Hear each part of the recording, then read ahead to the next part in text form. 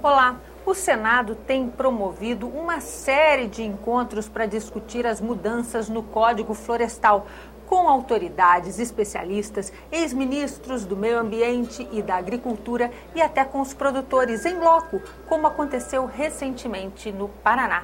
Para falar sobre isso, a gente recebe aqui no programa Argumento o senador Sérgio Souza, que é integrante da Comissão de Agricultura do Senado, que é uma das comissões que vem promovendo esses encontros. Senador, muito obrigado por conversar com a gente. O senhor é um representante desse estado e o Paraná, bem ou mal, foi um dos primeiros a receber uma comissão de senadores para discutir o tema. Por quê?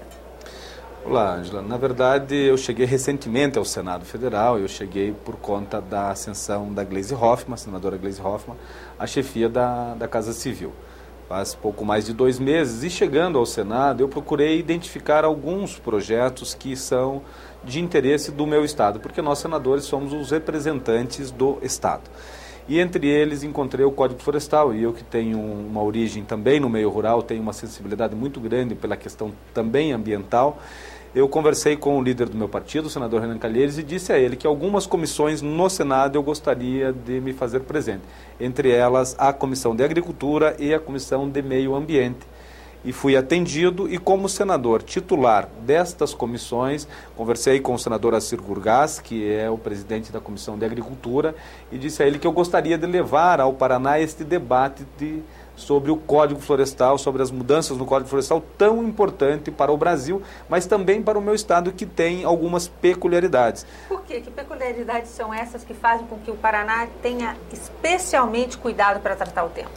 Angela, veja só, o meu estado ele é um estado produtor agrícola, ele responde por mais de 25% de toda a produção agrícola nacional. É de longe o estado mais produtor brasileiro. Meu estado tem na sua base a agricultura familiar. 85% dos produtores no meu estado são agricultores familiares em pequenas propriedades. O meu estado é um estado cortado por pelo menos 5 grandes rios, e dos quais tem milhares de pequenos afluentes. Então, no momento em que nós discutimos o ambiente florestal, a reserva legal e a reserva permanente em propriedades privadas, necessariamente vai atingir quase que toda a população do meu estado no que se diz respeito ao meio rural.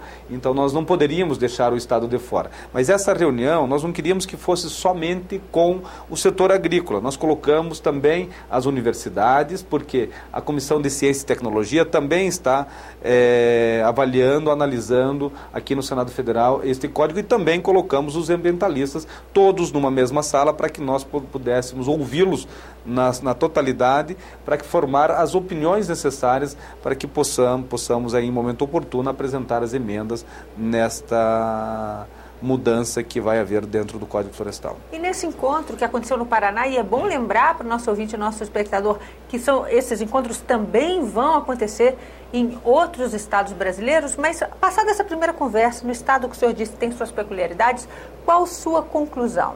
Dá para chegar a uma conclusão em relação aos modelos do Código Florestal, depois de conversar com especialistas, ambientalistas, produtores do Paraná? O senhor é a favor do Código como veio da Câmara, defende alterações como parte da bancada, vamos dizer, ambientalista, defende?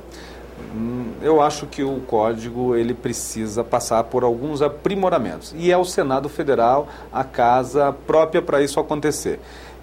As audiências não estão só acontecendo nos estados, né? Aqui no Senado Federal nós temos semanalmente, constantemente, várias audiências. Nós ouvimos recentemente os ex-ministros do Meio Ambiente, ouvimos os ex-ministros da Agricultura, e vamos ouvir outras autoridades, tanto do setor agrícola quanto do setor ambiental, nos próximos dias, para que possamos colher todas essas ideias e fazermos as mudanças que precisam ser feitas. São 3, pelo menos, os pontos polêmicos nesse texto que veio da Câmara. O artigo 8º, que foi colocado pela emenda 164, aonde tem uma redação que precisa ser melhorada e até mesmo suprimido alguns... Que diz o quê?